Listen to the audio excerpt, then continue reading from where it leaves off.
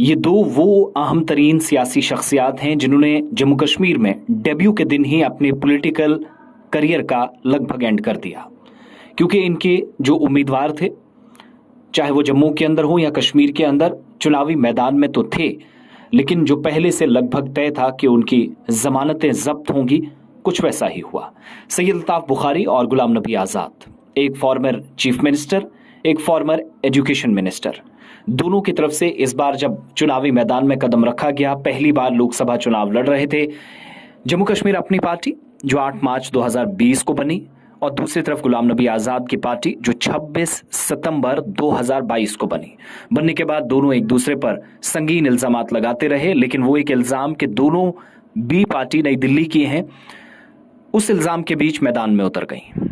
अब उम्मीदवारों की, जिनमें मोहम्मद अशरफ मीर जो श्रीनगर से चुनाव लड़ रहे थे, जनूबी कश्मीर से भी चुनाव लड़ रहे थे मोहम्मद सलीम परे, लेकिन ये आमिर भट्ट हैं जो श्रीनगर से थे, और इसी तरीके से सलीम परे जो साउथ कश्मीर से थे, और ये जफर इकबाल मनहास अपनी पार्टी के जो जनूबी कश्मीर से यानी साउथ कश्मीर वाली सीट से 1.5 लाख के करीब वोट लिया, फिर भी जमानत जब्त हुई।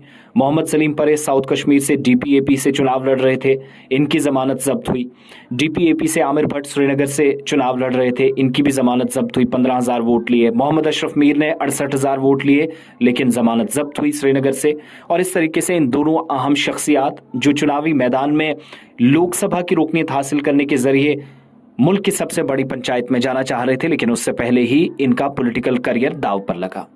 370 के मामले पर एक दूसरे पर संगीन इल्जामात के बीच किसी की भी परफॉर्मेंस सही नहीं रही। श्रीनगर के अंदर जहां पर नेशनल कॉन्फ्रेंस ने सीट अपने नाम कर ली, जहां डीपीएपी से मोहम्मद अशरफ मीर तो लड़ ही रहे, डीपीएपी से आमिर भट्ट लड़ रहे थे, 15,000 वोट लिए। जीएम सरूड़ी उधमपुर डोडा सीट से थे, 39,000 वोट लिए, हार गए, जमानत जब्त हुई। जनूबी कश्मीर से सलीम परे, जफर इकबाल मनहास ने फिर भी अच्छी कारकर्दगी रही, जिनने वोट 1,40,000 से ज़्यादा लिए, जीत गए, माफ़ कीजिएगा, जमानत जब्त हुई। सरूड़ी जो 40,000 के आसपास वोट कटवा के तौर पर साबित हुए, जो पहले से अंदाज़ा लगाया जा रहा था, लाल सिंह को काफ़ी ज़्यादा नुकसान पहुंचाया। और इसी तरीके से श्रीनगर सीट से मोहम्मद अशरफ मीर डेब्यू करने निकले थे, लेकिन उससे पहले ही वो क्लीन बोल्ड हो गए।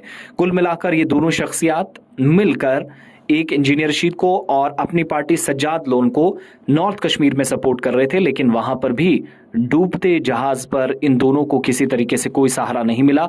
और डीपीएपी ने अब बेगानी शादी में अब्दुल्ला दीवाना जैसा हाल हुआ है, वो अबरार रशीद के साथ खड़ी है।